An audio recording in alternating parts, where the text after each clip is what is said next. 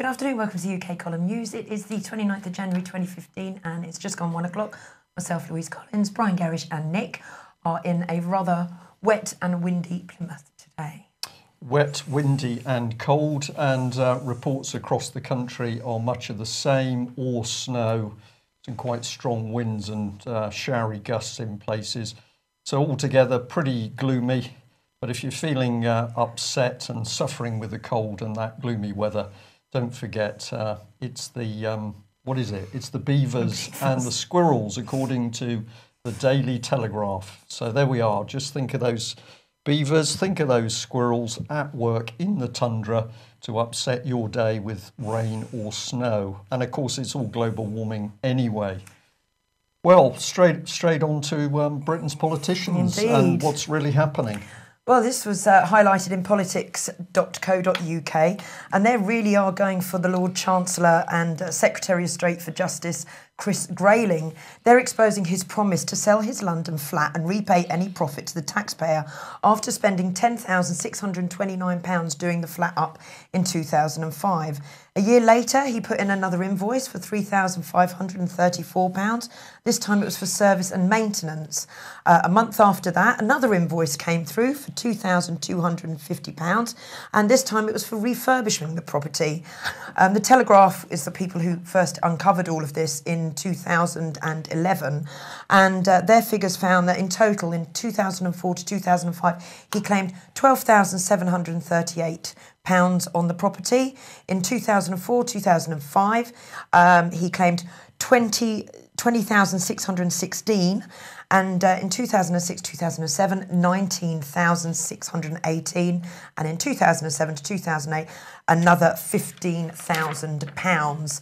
Apparently, there hasn't actually been any evidence that Grayling even stayed at that flat, and in 2009, he told the Epsom Guardian that there is, he told them that he would be basically paying all the money back to the taxpayer that he made on a profit. But apparently, according to this article, there is no evidence or record of the repayment, and requests from Grayling's office have been unable to provide further evidence. And this is the man in charge of law and, well, law, justice in the courts, and making sure that people who get it wrong are suitably locked up. Yes. Okay, well, we're beginning to understand what's happening in UK. We've simply got the wrong people in power. So over to the Express, that's had this wonderful little article.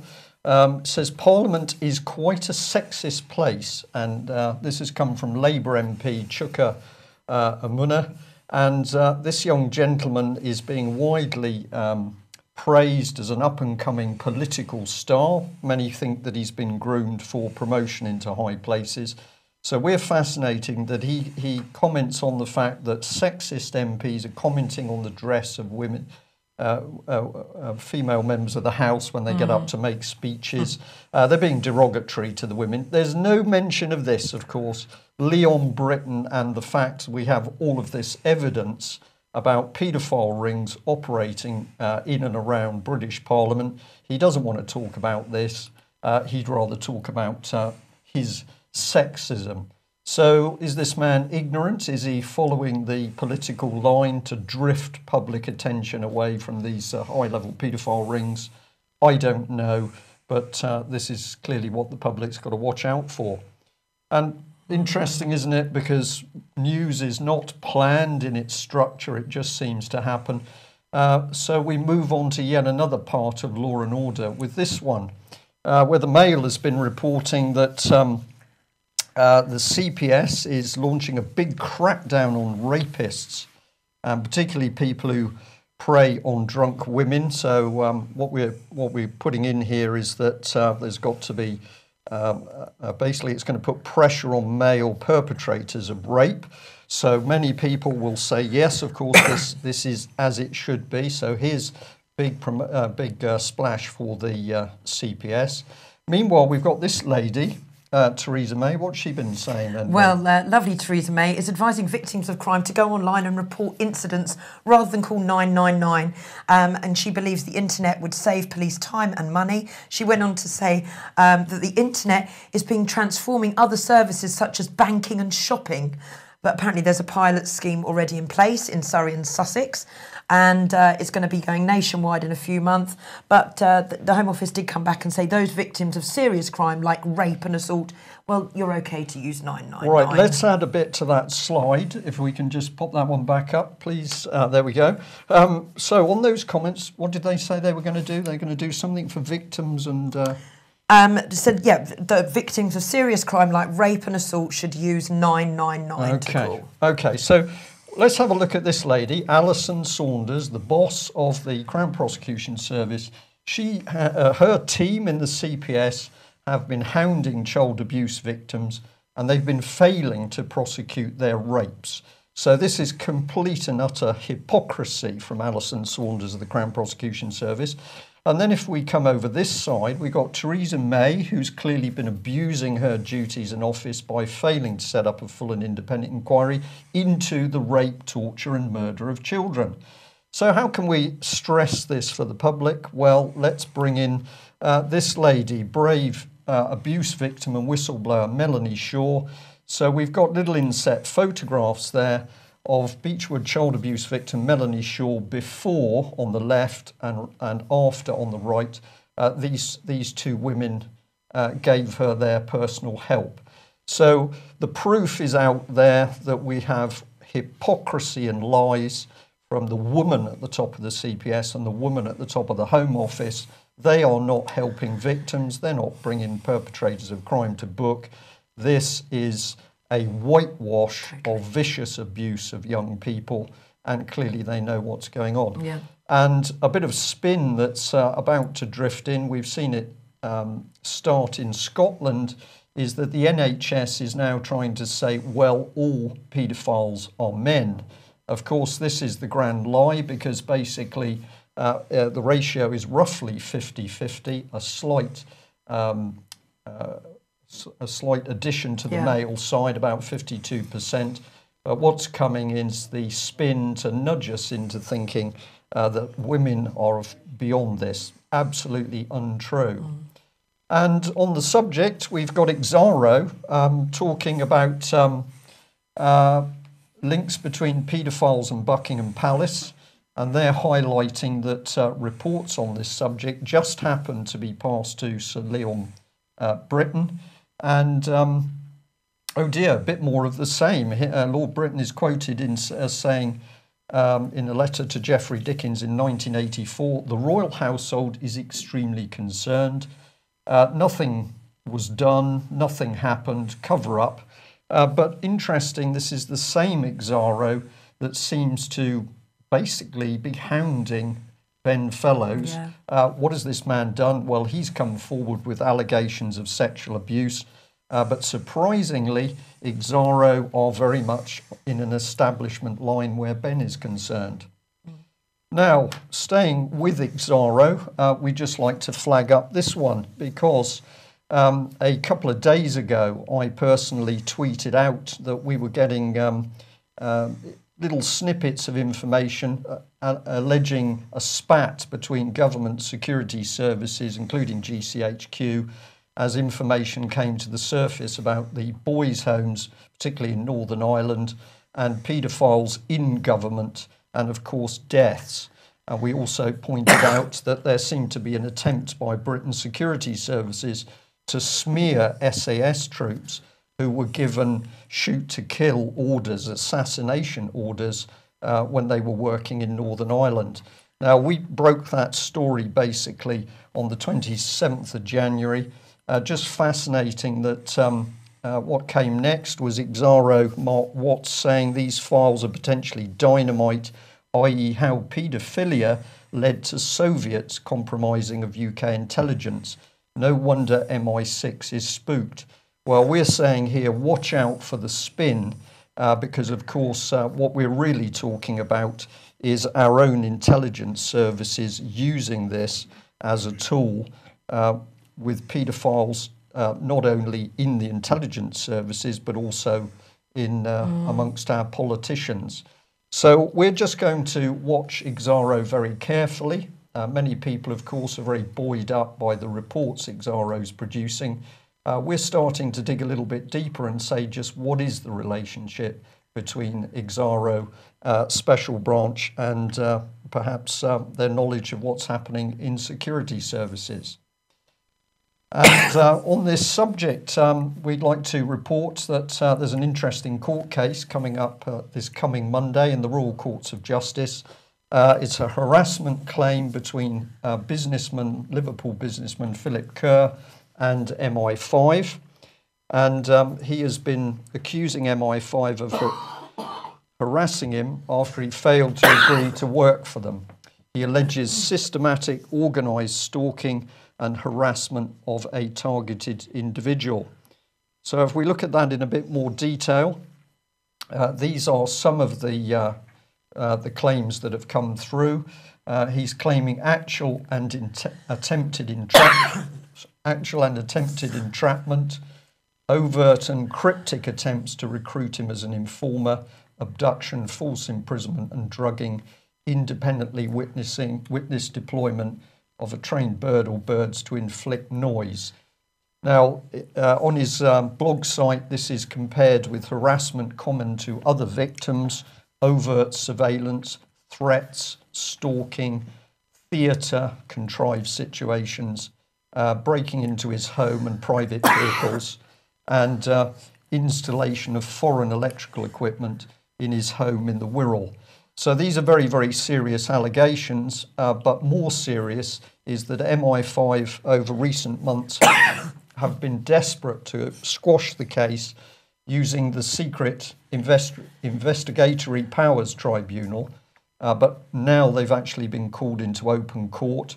So this seems to UK Column to be an excellent opportunity on Monday for the public to see and hear what MI5 is really up to. And this is over and above, of course, these accusations of the security services entrapping individuals using paedophilia, and it has to be said in the early days, homosexuality as well. So MI5 spying, but a few more things spying on us. Yeah, a bit closer right to home. there. I am. It's the dust and I'm moving. Okay, so well done to the Mail for grasping that we are actually living in 1984. 20 different types of cameras are being used on Britain's road. The Mail here have grasped that £284 million is collected each year in speeding fines. But the cameras aren't just there to catch speeders. There are cameras there for catching vehicles that aren't taxed, cameras for collecting data, cameras for catching criminals. Take a look at this article and check out what cameras are doing what on the roads. You'll be quite amazed at the amount of different cameras there are out there and what they're actually being used for. And we should stress here, of course, that the cameras on our roads, on our roadsides, have got increasing capacity to actually video both the driver and passengers. So this is not just about recording your car by its number plate. This is actually recording who was in the car driving, who was in the car as a passenger. I would like to say that when you get a parking ticket, they go around and they take photographs now of the vehicle. And a friend of mine, she pulled over to get some medicine outside a chemist for her kids. She just left the kids in the car. Right. Next thing, there's a traffic warden there taking photos of her, of the car, but with her two children in clear view. And of course, we are told that relax, because all of this information, personal photographs of you, are simply going into the hands of trustworthy security services who just happen to be harassing people and organising paedophile rings. As we say regularly these days, we don't have to make this up. Welcome to News in Britain. So who else has the government been intimidating? Okay, well, apparently RT are reporting that charities criticising austerity are being silenced by gagging clauses in government contracts. The report carried out by NCIA, which is the National Coalition for Independent Action, found that many charities fear to speak out in case they lose funding or have sanctions imposed upon them. Apparently, many community action groups have faced direct threats from government public figures. Intimidation also seems to be very prominent by senior political officials. And you've had experience of that sort of thing yourself as well, haven't you? Back in the day? Well, I think we can say that they had a good go trying to close UK Column down via ATVOD, etc. Exactly. So an increasingly aggressive bullying UK government. And UK Column is warning people in Britain that the drive for this coming election is to achieve a multi-party coalition, which is effectively a single-party state. So we are warning, don't be fooled by what the BBC is now pushing across. We see all the parts in place: an aggressive government, criminal politicians, paedophiles in positions of power in the establishment, police failing to do their duty, security services out of control. Serious days. So what can we expect to come with this? Well, of course, it's an attack on Christianity. And the Mail here picking up on what has been reported in a number of papers, that young children have been asked questions in school which their parents regard as disgraceful. Young children asked whether they've actually been taught about lesbian practices, for example, and parents are saying that aside from anything else, this is directly undermining Christian values. Now, we're not going to be squeamish on this subject because, of course, we've pointed out repeatedly that the British government has approved Satanism for use in the British Armed Forces. Surprisingly, when I mentioned this to a vicar a couple of days ago, he said, yes, I heard that. And I then waited for him to say what action he'd taken. But as might be expected from a fairly weak Christian church at the moment, he's taken no action at all. So we shouldn't be surprised, I don't think, to see Christianity now being attacked by a government which is clearly anti-Christian. And fear is a good weapon, isn't it? I tell you, only the BBC can do it this way. OK, here the headline reads that Ebola is mutating. Well, that's not quite what the scientists are saying in the article. The scientists are actually saying they are analysing blood samples from patients in Guinea and seeing if and how it is changing. There are concerns that it will mutate to become airborne, but there is no evidence to suggest it's actually happening. And if you want to just click on this article, the headline is reading, it's mutating. Okay. So here you go. There is no evidence to suggest that is happening. However, okay, so but it's not happening. And this is how the article ends. Click. The best type of response we can think of is to have vaccination of global populations. Well, I think, Louise, that's got to be one of the best bits of propaganda and nudging that we've ever had. So you create a headline which is untrue, and then you nudge people via fear into the fact they should be vaccinated. The thing is, a lot of people will just see the headline, skim over it, and then maybe read the last paragraph. The best type of response is to have vaccination. It's incredible. And, of course, it's all being paid out of public money. NHS, though, deep trouble. Oh, yes. The British Social Attitudes Survey, carried out by a think tank called the King's Fund, found that public satisfaction of the NHS is at its second highest level ever, up to 65% in 2014. Professor John Appleby, who is King's Fund chief economist, he wrote this report. He came to the conclusion that GP services are at their lowest level, but overall public satisfaction was up despite financial shortages and rising A&E waiting times. So I thought I'd have a little look at the King's Fund, and I started with John Appleby. There he is. And he was a government advisor. He worked for the NHS Confederation as a manager of the Association's Central Policy Unit. So nice and independent there, government there. And then I had a little look at their chairman, Sir Christopher Kelly. Well, Mr. Kelly is also chair of Responsible Gambling Strategy Board and TPO, which is the People's Operator. He's also a senior independent director of the Co-op Group. Previous in jobs include, wait for this, chair of the NSPCC, the Financial Ombudsman, and he worked in the Treasury Department and Social Security Department and Department of Health. These people can do everything. Can't they? They can. But completely independent report this, no connections to government. And people are happier with the NHS. The NHS is delighted with it. Collapsing, but according to the King's Fund, people are happier. So I think the King's Fund ought to get closer. Well, they ought to get in bed with the BBC, really, because the crass propaganda here could be improved, I think. I'm sure there'll probably be links to some of their members to the BBC down there. There's that many people take part in the Who's Who. We'll have a look. We will. Well, We go from propaganda and nudging to this reminder once again, because the Tory government is telling us they're installing a police state. They're prepared to use soft power and behaviour change. If you still haven't got hold of this document yourself, we're saying you need to do it, because in it you can see that the government is working to change people's behaviour, to agree with the government, to pay your taxes, to do as you're told, to be good little children. And it's putting in a new relationship between the government and ordinary people. Well, if that's not enough, this was sent through to us this morning. It's a tweet from the Government Communications Service, which is a professional body within the civil service. They offer training, official guidance and networking opportunities. That's at the top here. But look, if we go to the bottom, there's a last-minute opportunity, limited places at GCS Behaviour Change event, the 28th of January.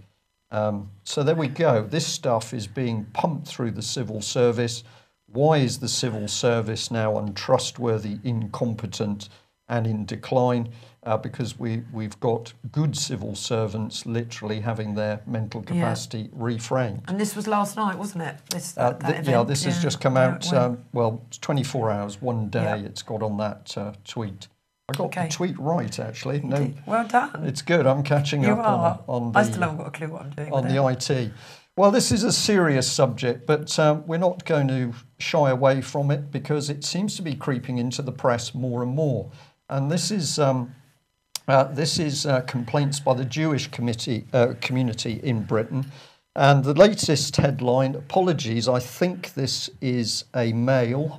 I've missed the acknowledgement for the paper. I think it's the Daily Mail, possibly the Express. I'll correct that later. But basically, Maureen Lipman, who's a fairly famous actress. Yes, she is. She was Beatty in the Beatty phone. Do you remember? She used to answer the phone. Do you remember and Beatty? that was a little comedy skit. Yeah, she's a household favourite. Household favourite. Yeah. Well, she says she's thinking of leaving Britain over the rise in anti-Semitism. And there's a very long article which is all warning about the increase in anti-Semitism in Britain. She doesn't think enough's being done. It's interesting that, of course, we have many people from the Jewish community in government. What's going on here? Well, this is the other thing that's been happening, is David Cameron has been doing a huge amount of work with regard to the Holocaust Commission and putting up new monuments to Jewish community who were lost in the Holocaust. This is part of the government's own blurb on what's happening here. But we were interested in this little bit. It says the Commission has been working to develop some initial concepts with pro bono support from an Oscar-winning British company, Framestore. Probably highlight that other sentence. There we are.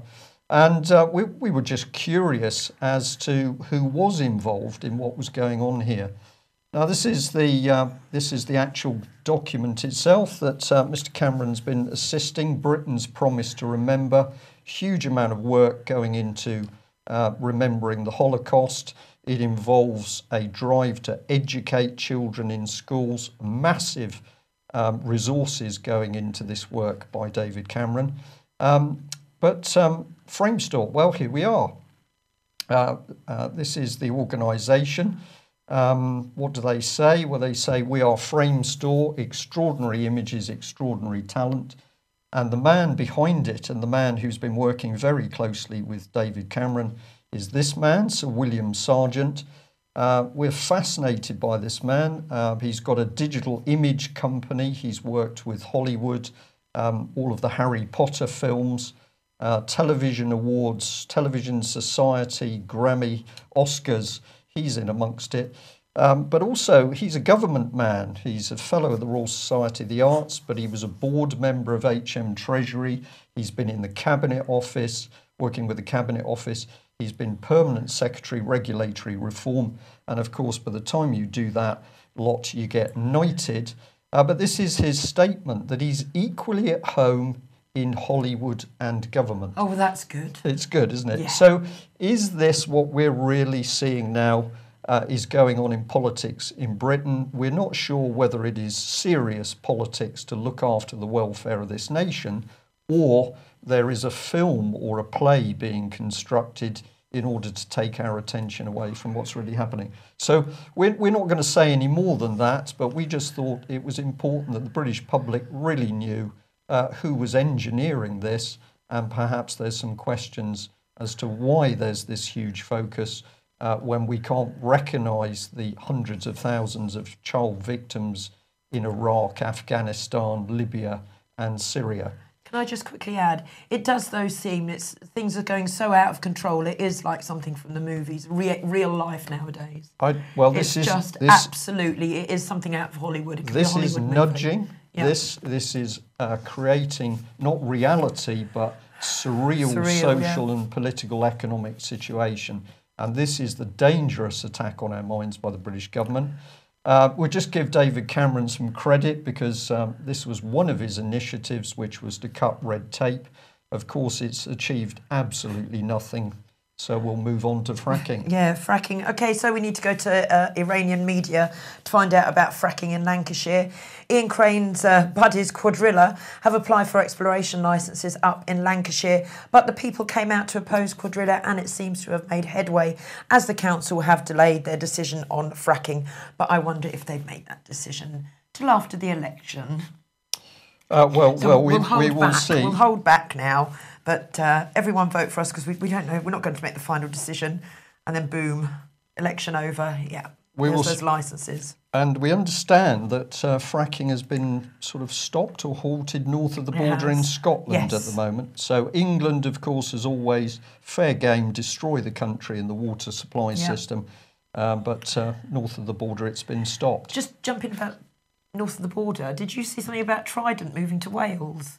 I only saw it just before I came down. I can't comment on that at the moment, but we'll right. follow it up and we'll have a look at that. Let's have some entertainment because, of course, David Cameron's Conservative government has been desperate to ramp up the fear of President Putin and Russia.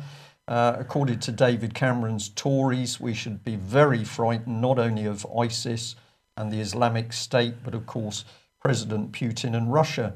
So the Mail came up with this story that a Russian surveillance aircraft known as a Bear had come down the channel, passed off the coast of Bournemouth, but had been intercepted by the RAF. And really, we think this was another little article saying we should be frightened of the Russians. We were fascinated to see, and this is not a UK column Photoshop, that the Russian aircraft was promoting the BBC. And we wondered today whether Russia Today was actually aware of what appears to be Russian military sponsorship of the BBC, or is the BBC paying for the Bear mission? It's confusing, isn't it? Very. However, the meat of the story was that the Russians were probing the state of Britain's air defences and military. Well, no need for that, Russians, because we can simply go to the Telegraph and tell you what David Cameron's Conservatives are doing. They're simply selling off Britain's military, as they have been doing with the NHS. So an interesting article here in the Telegraph, which is pointing out that there is a massive sale of what they say is surplus. But of course, the fact is that in Iraq, billions of pounds worth of heavy vehicles were simply left behind, equipment left behind in Germany. David Cameron is reducing Britain's armed forces to a defence force, which will be totally reliant, of course, on the French and the European Union. This is to lock Britain into the European Union. So for the Russian Bear crews, stay at home and have a vodka or a cup of tea, whatever Russians do. All you need to do is have a look at the British reports telling you that David Cameron is deliberately destroying Britain's military. And of course, it's been that regime that is now attacking Britain's special forces by accusing them of the assassination policy in Northern Ireland. Well, we leave it there. Don't forget, the end of this month, start of March, we've got the British Constitution Group conference, which is in Telford. details on the British Constitution Group website and the UK Column website. I'd like to end with a tribute to one of the people who's given us huge support over the years, Alan. Unfortunately, Alan has died, and we'd just like to say that we remember you in the fondest way, and we'd like to thank you and the people around you for the immense support you've given, including those donations. So a sad note from us, but on that point, it is the support we get from the public which allows us to operate. If you're watching for free and you think you might be able to contribute to the UK Column via a subscription, please do. And T-shirts are available, and bumper stickers, and tickets for the conference as well are up on the website, so ukcolumn.org. Thank you for joining us. Bye. I will be back tomorrow, same time. Bye-bye.